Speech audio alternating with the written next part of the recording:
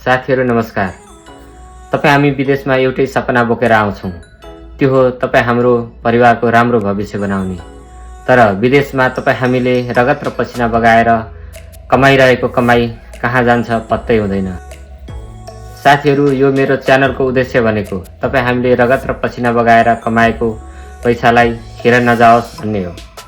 विदेशमा काम गरिरहनुभएका सम्पूर्ण नेपाली दाजुभाइ दिदीबहिनीहरू, तपाईँ हामी अहिलेसम्म पनि फाइनेन्सियल प्लानिङ बिना नै काम गरिरहेका छौँ।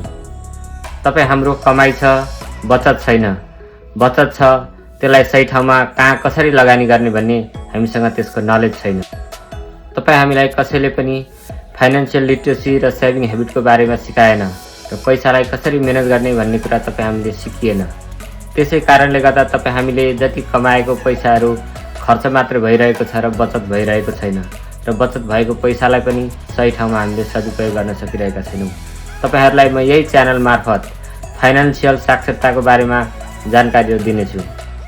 साथीहरू, ठुलो कमाइ होइन, सही व्यवस्थापन नै आर्थिक स्वतन्त्रताको पहिलो पाइला हो। धेरै साथीहरूलाई सेयर बजार भनेपछि डर लाग्न सक्छ, तर सेयर बजार भनेको एउटा सुरक्षित भविष्यको लागि, यसलाई जानेर बुझेर गर्यो भने सुरक्षित भविष्यको लागि एउटा राम्रो माध्यम हो। सेयर बजार कुनै जुवा होइन, यो त एउटा सुरक्षित भविष्यको लगानीको योजना हो।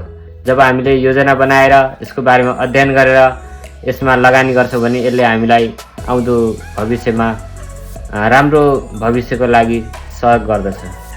साथीहरू, म कुनै एक्सपर्ट होइन, तर म पनि तपाईँहरू जस्तै सिक्दै गरेको व्यक्ति हुँ र म यहाँ इमान्दारीपूर्वक भन्न चाहन्छु, मैले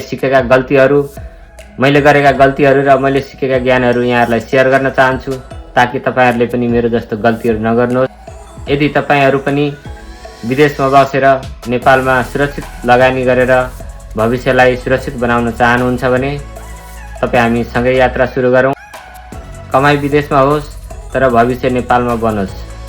हस्त धन्यवाद र सम्पूर्ण जानकारीहरू लिनको लागि यो च्यानल सब्स्क्राइब गर्नुहोला। म यस्तै जानकारीमूलक भिडियोहरू लिएर फेरि आउनेछु। धन्यवाद।